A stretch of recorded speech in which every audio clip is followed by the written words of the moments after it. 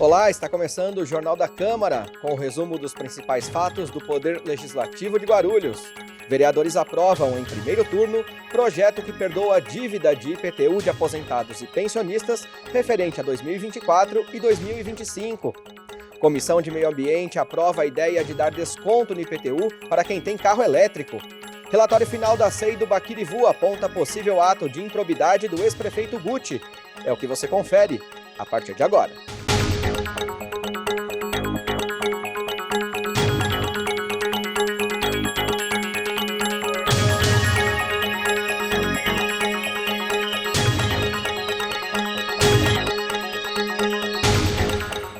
A CEI, que investiga o fechamento da UTI do HMU no final do ano passado, ouviu 2 funcionários da Prefeitura no último dia 9. No entanto, o ex-secretário da Saúde e o gestor da OS, que gerenciou o hospital, não compareceram. A 7ª reunião da CEI, que investiga o fechamento temporário da UTI do Hospital Municipal de Urgências, bem como a falta de médicos no Hospital Pimentas, recebeu 2 representantes do Poder Executivo no último dia 9.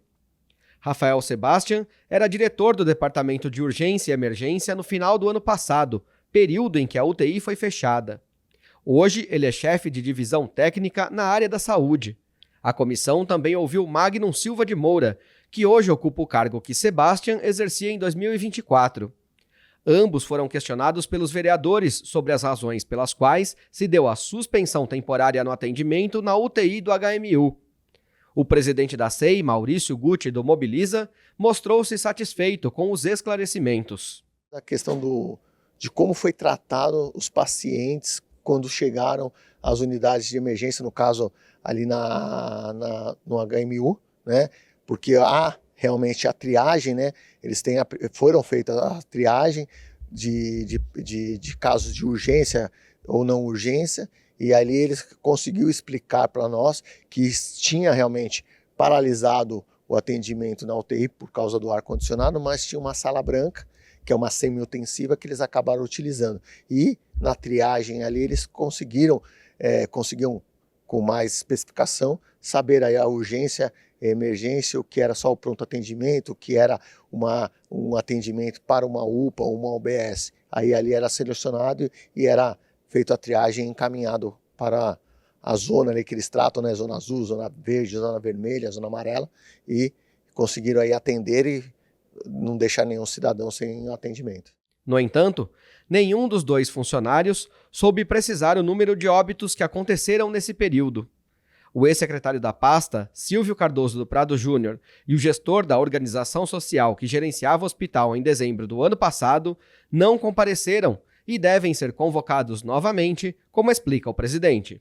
Já estão novamente convocados e também apresentar justificativa por que não vieram, né? Um foi por questão de viagem, o outro por questão de saúde. Eles têm que apresentar na questão de viagem, né? A questão se está de carro, se está viajando de avião, de ônibus, apresentar a passagem, enfim, um hotel, alguma coisa, e a questão do pessoal da OS, questão de saúde, o atestado médico. A intenção da comissão é ouvir ambos no próximo dia 12, antes de produzir o relatório final. E na reunião da quinta-feira, dia 12, as testemunhas também não compareceram. A CEI, que investiga o fechamento temporário da UTI do Hospital Municipal de Urgências e a falta de médicos no Hospital Pimentas, realizou a penúltima reunião no dia 12 de junho. Mais uma vez, o ex-secretário municipal da Saúde, Silvio Cardoso do Prado Júnior, e o gestor da organização social que gerenciava o hospital no ano passado não compareceram para depor, mesmo tendo sido intimados. O presidente da CEI, Maurício Guti, do Mobiliza, classificou a atitude como desrespeitosa. Infelizmente, mais uma vez, aí tanto a OS, né, os membros aí que representam a OS, que gerenciam a OS, e o ex-secretário Silvio também não compareceram, apesar de serem intimados, né, eles foram intimados, e considera aí mais uma vez um desrespeito à casa. Alguns membros da comissão solicitaram, em caráter excepcional, a prorrogação dos trabalhos por mais 30 dias. No entanto, o presidente manteve o que estava no regimento interno. A CEI do HMU teve 90 dias de trabalho, com prorrogação de mais 30, totalizando 4 meses de atividade. Com relação ao material produzido, Maurício Guti mostrou-se satisfeito. Eu estou contente, é lógico, não pelas faltas de informações, mas se eu não me engano nós estamos indo para a nona reunião, então nós tivemos aí, acho que não vou ser incoerente de falar que foi a que mais teve reuniões, mas uma das que mais teve reuniões dessas últimas 6, todas elas nós tivemos aí a presença tanto do presidente, do relator e dos membros. Tivemos informações da secretaria, né? A secretaria nos informou as relações, vieram os membros da secretaria e deram os seus depoimentos. Então, dentro do possível, das informações que nós recebemos, que são bem plausíveis, dá para fazer um relatório sim e ver que realmente a OS falhou, né? Houve a falha da OS, a prefeitura, né, fez as suas cobranças, eles foram depois notificados, então não é o que nós queríamos, né, não, porque isso causou um não atendimento, então a preocupação maior é essa, mas dentro dos questionamentos nós fomos respondidos. O relatório final será apresentado e votado pelos membros na próxima terça-feira, dia 17 de junho, às 16h. A Comissão de Defesa dos Direitos do Consumidor agendou uma reunião com a EDP para tratar da fiação exposta nos postes da cidade. O encontro está marcado para dia 16, às 10h30 da manhã. Além disso, 2 projetos de lei receberam parecer favorável da comissão. Em reunião realizada dia 9, a Comissão de Defesa dos Direitos do Consumidor analisou 2 projetos de lei e também discutiu o excesso de fiação morta nos postes da cidade. O primeiro projeto analisado, de autoria do vereador Geleia Protetor, do PSD, assegura o direito de circulação de animais domésticos nas áreas comuns de condomínios de casas ou apartamentos. O item recebeu parecer favorável da comissão. Outro projeto analisado também contou com o apoio da comissão. Apresentada pelo vereador Luiz da Sede, do PSD, a proposta estabelece regras mais rígidas na comercialização de botijões de gás liquefeito de petróleo, GLP, para uso doméstico. Ainda durante a reunião, o presidente da comissão, Guto Tavares, do PDT, adiantou a pauta do próximo encontro, quando serão ouvidos representantes da EDP e empresas que utilizam os postes da concessionária. O objetivo é organizar mutirões de limpeza para a retirada de fios mortos e cabos soltos nas ruas da cidade. Nós tivemos uma reunião alguns meses atrás com a EDP e tiramos que a empresa, numa parceria com a própria prefeitura, vão organizar multirões para poder fazer a limpeza daqueles fios inservíveis. A população sabe, passa por algumas ruas, vê aquele emaranhado de fio, um verdadeiro, entre aspas, balaio de gato ali de fiação exposta, trazendo muitas vezes insegurança, até dúvida, né, se aquilo ali está energizado ou não. Acidentes aconteceram já de pessoas que não percebem aqueles fios e tropeçam naquilo, machucam o pescoço, motociclistas principalmente, e a gente tirou essa iniciativa de fazer esse mutirão. Agora está na hora de tirar isso do papel, é o que a gente vai pedir para a EDP aqui numa próxima reunião, junto com as telecoms, as empresas que são ali subsidiárias, que locam, né, o espaço nos fios, nos postes, da EDP, para pendurar, passar o seu cabeamento. Então, vamos colocar isso na prática para ver se a gente contribui para melhorar o cenário da cidade de Guarulhos, né? Fica muito feio aquilo. A próxima reunião da comissão acontece segunda-feira, dia 16, às 10h30 da manhã, e é aberta à população. A SEIC investiga possíveis irregularidades no descarte de resíduos inertes em aterros clandestinos, realizou a segunda reunião na última semana. Veja os detalhes. A Comissão Especial de Inquérito que investiga eventuais irregularidades em descarte de resíduos inertes em aterros clandestinos em Guarulhos realizou a segunda reunião no último dia 9.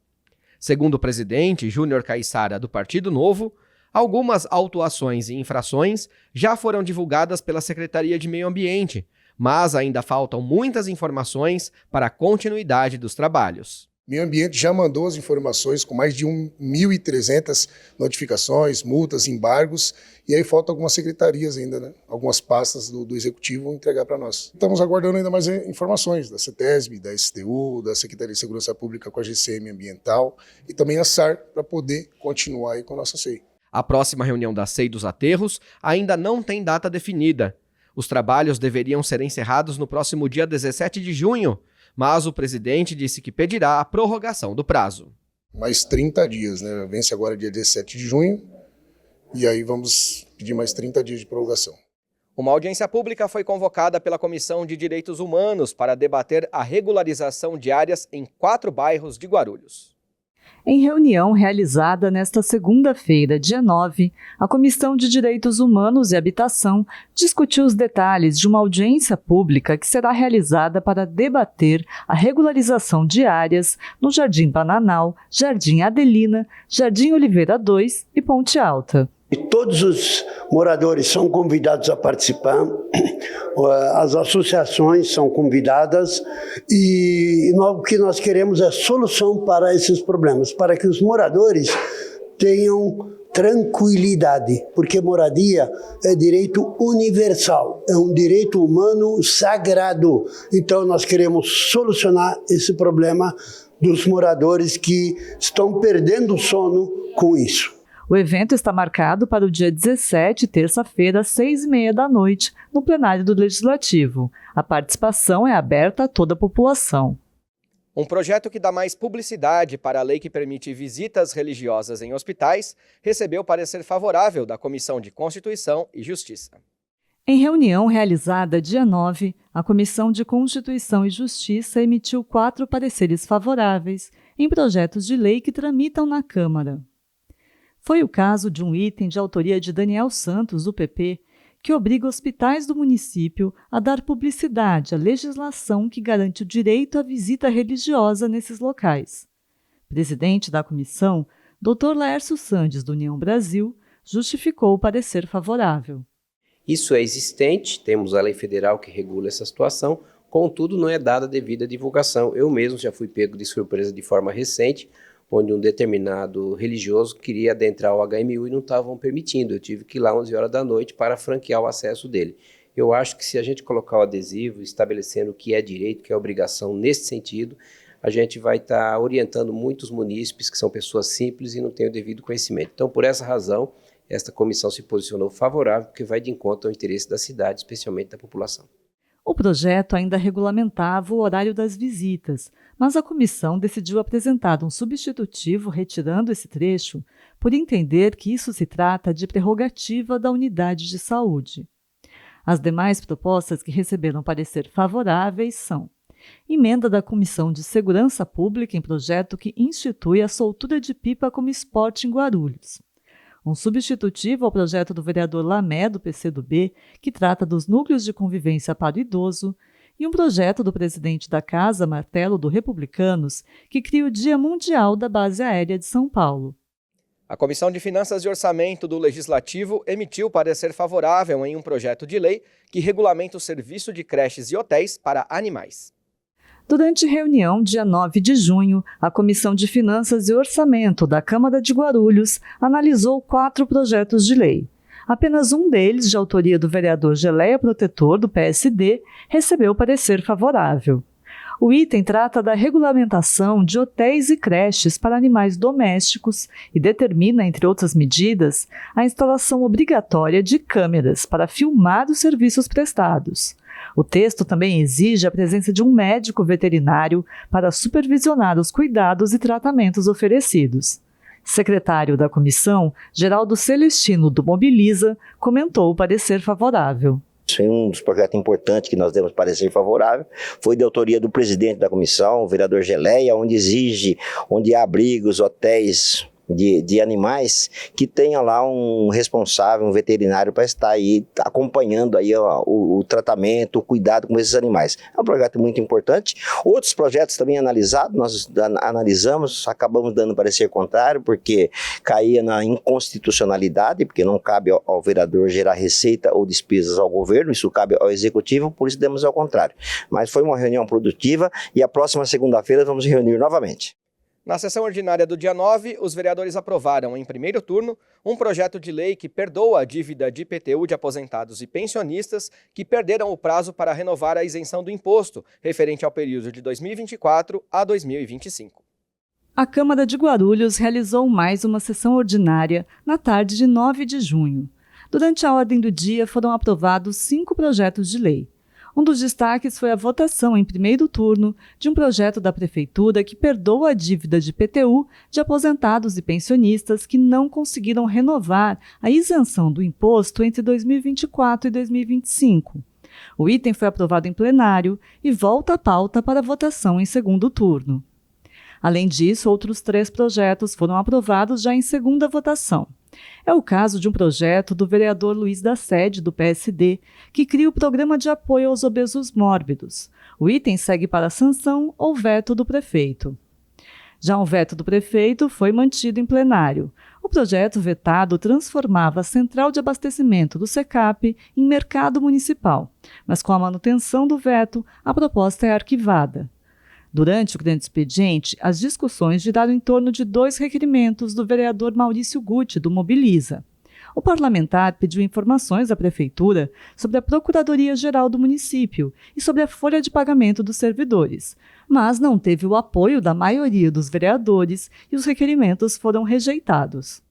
Convocado pela SEI, a Comissão Especial de Inquérito que investiga as ações do programa Viva Baquirivu, o ex-prefeito Guti não compareceu à reunião da última semana para prestar esclarecimentos.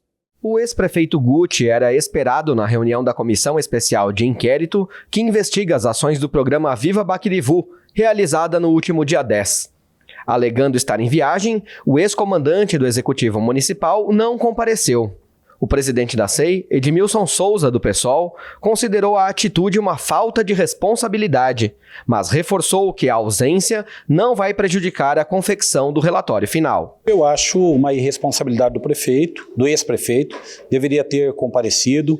Nós convocamos, ele alegou um compromisso no estado do Paraná, nós chamamos novamente, ele alega um compromisso numa tour que está fazendo Portugal e Espanha. Eu acho muito ruim, que ele poderia já ter nos dito na primeira comunicação, de essas datas eu não posso, e a gente alteraria, marcaria qualquer outro horário para poder ouvi-lo. Eu acho que ele fez isso para não comparecer, para não vir, é um desrespeito à Casa Legislativa, à nossa comissão, mas enfim, a SEI não pode ficar esperando a boa vontade de quem quer que seja. Então nós vamos tocar, vai ser apresentado o relatório, debatido, discutido, aprovado, alterado, enfim. Edmilson ainda destacou que a SEI reuniu documentos, depoimentos e materiais suficientes para produzir um relatório sólido. Entre os apontamentos, diversas ações que deveriam ter sido executadas na obra e não foram. O relatório vai passar pela análise, está passando já, na verdade, pela análise de documentos que chegaram, as falas que tivemos aqui e contradições sobre construção ou não de piscinões, se tinha recurso da contrapartida ou se não tinha, por que um decreto criado pelo prefeito para que ele fosse o autorizador do pagamento desses gastos, por que as moradias que são uma contrapartida que estão no contrato não foram construídas nenhuma e a obra já passou em vários trechos precarizando a vida dessas pessoas. Enfim, são essas questões aí de fundo que serão abordadas com mais pormenores e com mais efetividade. Antes da confecção do relatório final, os membros da comissão devem se reunir ainda esta semana. O material vai se transformar em um processo e ficará disponível para consultas da sociedade e servirá como apoio para eventuais ações impetradas pelo Ministério Público. Doe sangue, doe vida. É com esse lema que a campanha Junho Vermelho procura sensibilizar a população sobre a importância de ser doador de sangue. Para incentivar a população a doar sangue, a campanha Junho Vermelho promove ações de conscientização em todo o país. Aqui em Guarulhos, o Hemocentro São Lucas é um dos locais onde se pode fazer a doação. Com o inverno e as férias escolares chegando, há uma tendência de queda nos estoques, como conta a enfermeira Amanda Campos. Muitas pessoas acabam não conseguindo doar por doenças respiratórias, somente que a gente está tendo a campanha da gripe. Então é um mês que a gente tem bastante rebaixa no nosso estoque, principalmente por conta das férias escolares também. A maior parte do nosso público são os professores, aí eles acabam entrando em férias. Então a gente faz essa campanha justamente para incentivar a importância. Vários hospitais estão precisando, várias pessoas, crianças. Então nesse mês de rebaixa a gente faz o possível para fazer essa captação, que a gente chama de captação, para chamar o máximo de doadores possíveis para o nosso estoque não cair.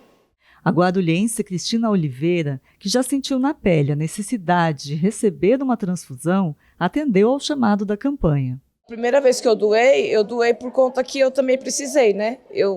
Quando eu fiz cirurgia, eu precisei de doação, aí tive essa consciência de começar a doar. Mas aí vai passando o tempo, você acaba esquecendo, aí sempre que tem campanha eu venho. mas eu vou começar a vir mais. Eu costumo vir sempre e sou doador aqui desde 2015. Eu doar sangue para ajudar as pessoas, que eu acho nobre e muito bonita essa atitude de poder, além de doar, poder salvar vidas. Para doar sangue é preciso estar saudável, bem alimentado e ter entre 16 e 69 anos. No caso de menores de 18 anos, é preciso estar acompanhado por um responsável. E além da doação de sangue, a coletora Marlúcia de Oliveira ainda lembra que é possível fazer a doação de plaquetas, essenciais para quem está em tratamento contra doenças como a leucemia. Muito importante para salvar vidas. E a plaqueta, ela não precisa ter o tipo sanguíneo igual, né? Então, qualquer plaqueta salva vidas para qualquer pessoa. Infelizmente, hoje em dia falta muito plaqueta, né? Porque nem todo doador pode doar.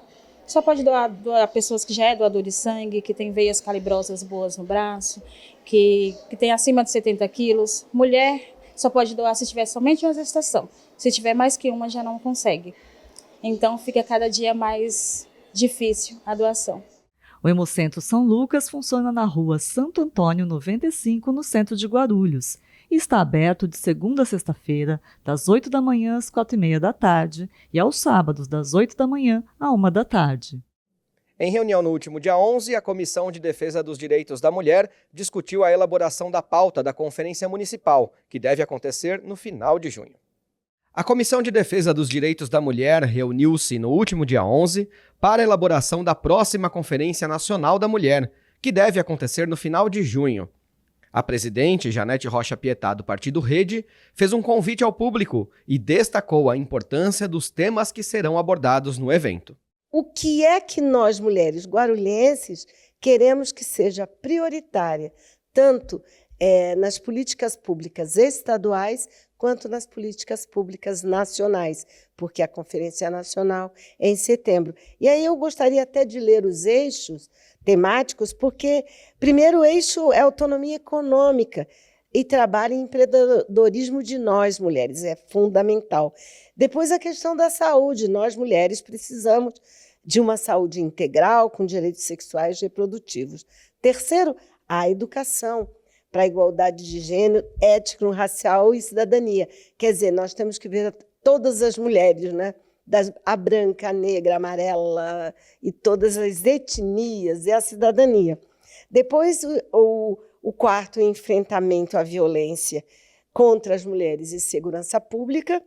Quinto, a assistência social e os cuidados e as políticas intersetoriais de habitação. Nós estamos vendo aqui na Câmara quanto se atinge o problema habitacional às mulheres, desde os exemplos de Baranal e Adelina, que têm estado aqui, e a participação política, poder público, democracia e transparência. Por isso, eu gostaria de convidar você, mulher, que nos assiste, e todas as funcionárias da casa que participem, tragam as suas ideias, porque é a partir das conferências que se estabelece as prioridades das políticas públicas, tanto ao nível nacional, estadual, quanto municipal. Janete também disse que vai solicitar à subsecretária municipal de Políticas para as Mulheres, Vanessa de Jesus, a alteração da data do encontro, marcado inicialmente para o próximo dia 27.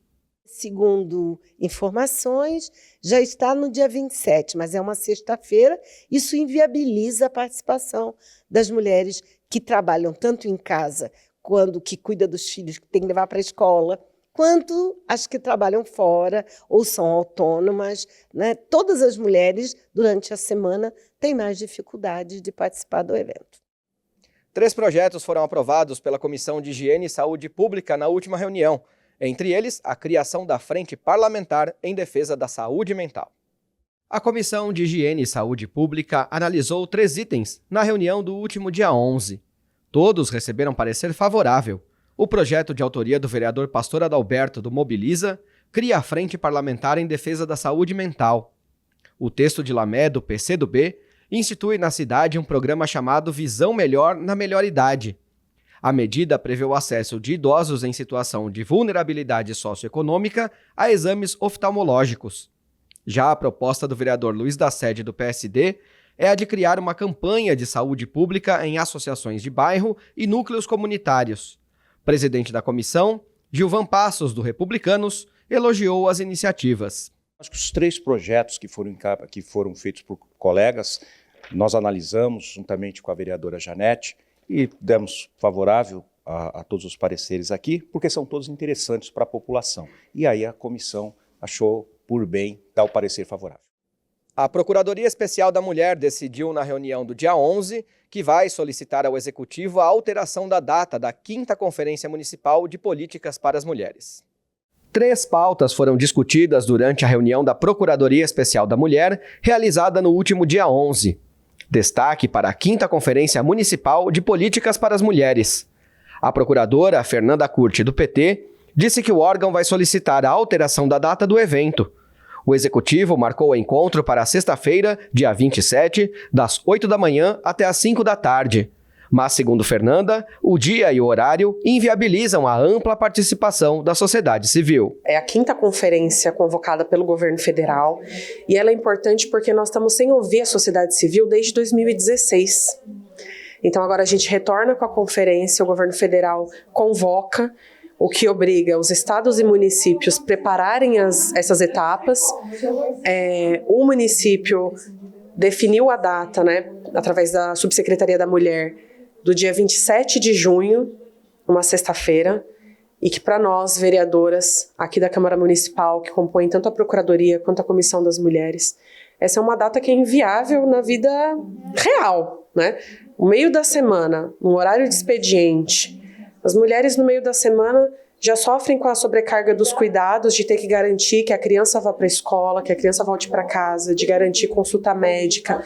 Muitas mulheres enfrentam a dupla jornada, ou seja, trabalham um horário comercial e à noite ainda precisam cuidar das suas famílias, vítimas da sobrecarga que a sociedade impõe para a gente. Então, fazer uma conferência na sexta-feira é colocar um obstáculo gigantesco na participação da sociedade civil, ou seja, só o governo vai participar.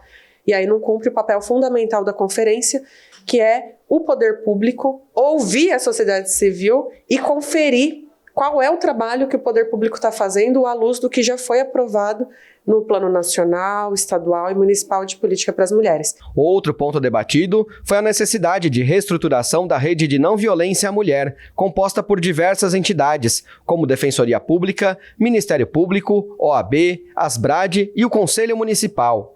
Segundo a parlamentar, a rede existe, mas está desarticulada.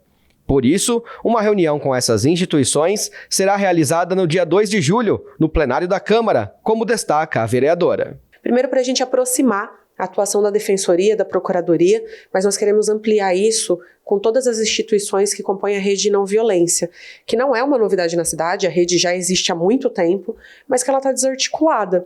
Então, o primeiro passo no nosso entendimento é criar condições de alinhamento dessas instituições de modo a fortalecer a rede para que a gente possa prestar um serviço ainda melhor para as mulheres guarulhenses. Por fim, a Procuradoria também solicitou o levantamento de todos os projetos de lei que tratam de questões para as mulheres, que tramitam ou já foram aprovados pela Câmara, incluindo aqueles que ainda não foram colocados em prática pelo Executivo. A ideia é cobrar ações mais efetivas do poder público no enfrentamento à violência. A Comissão de Meio Ambiente aprovou a ideia de dar desconto no IPTU para quem tem carro elétrico. Confira. Na reunião do último dia 11, a Comissão de Meio Ambiente deu parecer favorável ao projeto que concede desconto no IPTU para proprietários de veículos elétricos. A medida é de autoria do vereador Leandro Dourado, do PMB. Segundo o presidente Edmilson Souza, do PSOL, a iniciativa é benéfica para o meio ambiente, por isso o aval positivo da comissão.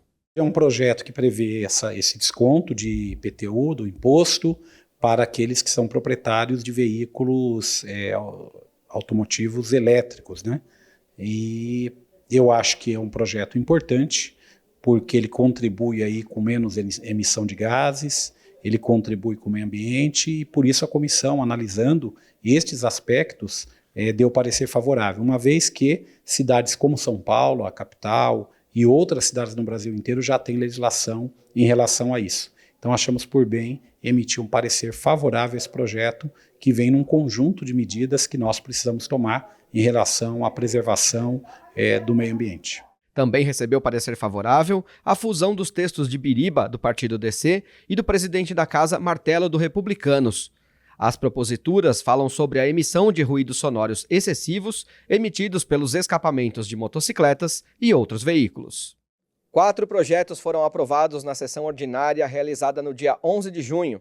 Um dos destaques é o item que incentiva a doação de cabelo para pessoas que estão em tratamento contra o câncer. A Câmara de Guarulhos realizou a 33ª sessão ordinária na quarta-feira, dia 11 de junho. No grande expediente foram aprovados 28 requerimentos com pedidos de informação diversos. Um dos itens, elaborado pelo vereador Edmilson Souza, do PSOL, gerou bastante debate. Esse requerimento cobre informações sobre a gestão dos hospitais públicos veterinários de Guarulhos. Já na ordem do dia foram aprovados 4 projetos de lei. Um dos destaques foi a primeira votação do item que institui a campanha de incentivo à doação de cabelo para pessoas em tratamento contra o câncer. O projeto foi elaborado pela ex-vereadora Carol Ribeiro, junto ao vereador Rafael Acosta, do PSB. Outro item aprovado em primeiro turno foi elaborado pelo presidente da Casa, Martelo, do Republicanos. O projeto altera o nome do Estádio Distrital do Jardim São João para Estádio Distrital Fausto Martelo, pai do vereador. Além desses itens, 2 projetos foram aprovados em segundo turno.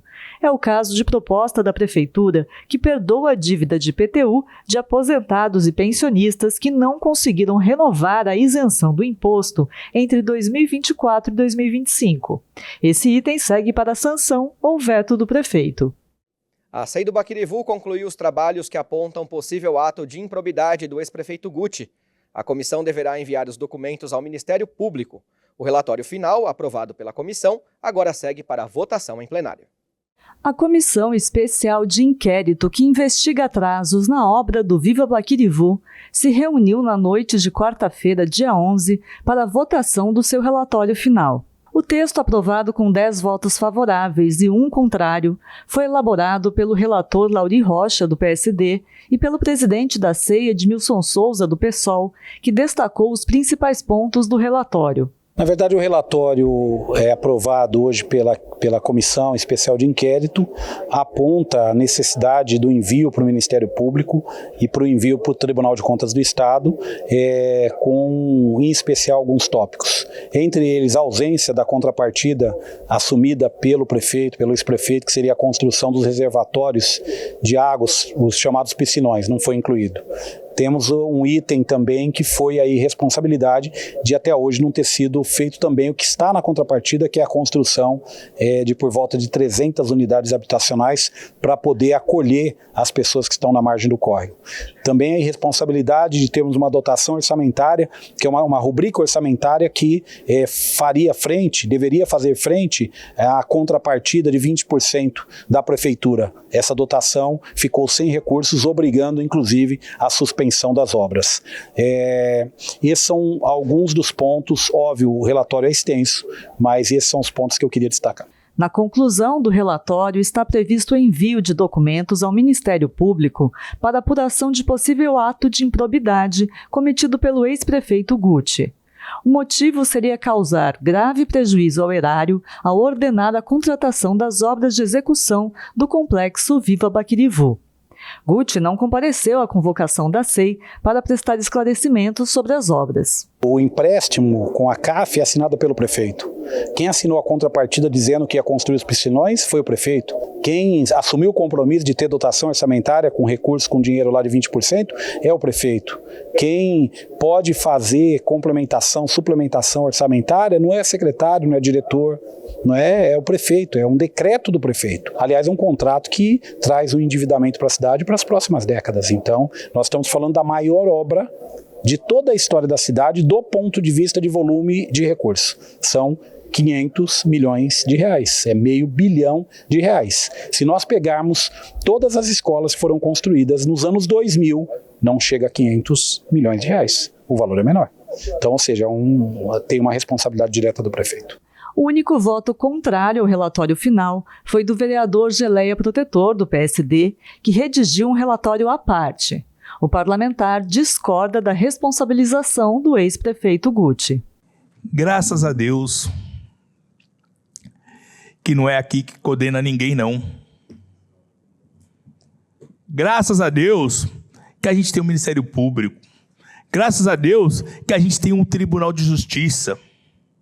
Mas tenho certeza que quando isso chegar no TJ, o juiz vai usar 3 folhas para mandar arquivar isso. Uma linha, não vai precisar nada disso. Uma linha. Pois isso mostra que não foi um relatório profissional, foi um relatório político. Com a aprovação do relatório final pela comissão, os trabalhos da CEI do Baquirivu se encerram e o documento segue para votação em plenário. O mês de junho é marcado por ações de conscientização sobre a saúde do sangue. E para falar sobre a campanha Junho Laranja, a TV Câmara conversou com o médico hematologista Walter Moisés Braga, do Instituto de Infectologia Emílio Ribas. Informar a população sobre as doenças do sangue é o principal objetivo da campanha Junho Laranja. Neste mês, as entidades médicas alertam para as anemias e as leucemias. Para falar sobre esse assunto, nós recebemos o médico hematologista do Instituto de Infectologia Emílio Ribas, Walter Moisés Braga. Doutor Walter, é um prazer ter o senhor aqui na TV Câmara. Eu queria que o senhor falasse um pouquinho da importância dessas campanhas, especialmente para um diagnóstico precoce. A importância de se falar dessas doenças hematológicas decorre porque são doenças raras. Então, dentro de um contexto de doenças raras, são doenças que muitas vezes acabam passando despercebidas nos diagnósticos, nos mais diversos níveis de assistência à saúde dos pacientes. Então, falar de doenças como anemia ou a leucemia é extremamente importante para que a gente possa fazer diagnósticos mais precisos e precoces para que esses pacientes não venham a sofrer com complicações que essas doenças podem trazer para esses pacientes. E tem como a gente falar em sintomas a que as pessoas precisam ficar atentas dessas doenças?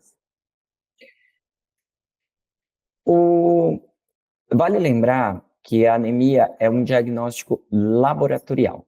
Então, a gente não espera que vá existir um sintoma específico de anemia, né? Ah, mas eu ouvi dizer que anemia pode dar palidez. Tá, pode dar palidez. Então, é um dos principais achados que a gente pode encontrar na anemia. Pode dar cansaço? Pode dar cansaço. Porém, dependendo do tempo de instalação dessa anemia, o indivíduo ele pode se adaptar a essa anemia. Então, por exemplo, uma mulher que perde por menstruação uma grande quantidade de ferro que não consegue compensar na dieta, ela pode desenvolver um quadro de anemia de evolução aí de anos, e isso ela pode acabar se adaptando, não gerando aí nenhum sintoma específico dessa anemia. Então, isso é muito relativo, por isso que a gente recomenda que as pessoas façam exames de rotina, e dentro dos exames de rotina, o hemograma acaba sendo o primeiro deles, onde a gente avalia se o indivíduo tem ou não anemia. Agora, no caso da leucemia, especificamente. É engraçado a gente falar sobre leucemia, e a gente tem sempre aquele apelo de que a gente vê nos filmes de Hollywood ou nas novelas da televisão, a leucemia, aquele paciente lá internado que precisa de um transplante de medula. E essa é apenas uma das leucemias que a gente pode diagnosticar no indivíduo, no ser humano. Nós temos pelo menos 4 tipos diferentes de leucemia. E a que mais dá medo é a leucemia aguda. Essa é aquela que a gente está mais habituado a ver na televisão, ali nos filmes de Hollywood. E essa não é a leucemia mais frequente. Ela é a mais grave, ela é a que precisa de um cuidado, um diagnóstico muito rápido, porque ela pode levar o paciente ao óbito em pouco tempo, então ela precisa ter o reconhecimento muito precoce e o tratamento muito rápido, por isso que a gente faz esse alerta para que elas sejam reconhecidas e tratadas de maneira adequada. Já as leucemias crônicas, que são leucemias mais indolentes, que às vezes levam meses ou até anos para se desenvolver, também precisam ser reconhecidas, e muitas delas têm tratamentos muito simples, que são tratamentos disponíveis pelo SUS e que às vezes envolve só o uso de algum medicamento oral, como um comprimido. E aí a gente está tratando uma leucemia, às vezes, como uma doença crônica qualquer, como se fosse um diabetes ou mesmo uma pressão alta. Então, a disseminação desse conhecimento sobre as leucemias é extremamente importante para que a gente possa fazer esses diagnósticos corretos e os tratamentos que muitas vezes são tratamentos simples. Então, para finalizar, a orientação é sempre procurar um médico e fazer check-ups anualmente? Eu acho que serve o alerta. A anemia é uma luz amarela que acende no nosso organismo. A gente precisa investigar, precisa saber. Anemia não se transforma em leucemia, são coisas distintas. Mas a leucemia pode apresentar como um dos seus sintomas a anemia. Então, são coisas que muitas vezes andam de mãos dadas, tá? Precisam ser reconhecidas e precisam ser tratadas de maneira correta. Isso faz muito diferença quando a gente está lidando com essas duas situações. E o Jornal da Câmara de hoje fica por aqui, mas você pode acompanhar as informações do Poder Legislativo de Guarulhos pelo nosso site e também pelas redes sociais da Câmara. Muito obrigado, até a próxima e a gente se vê.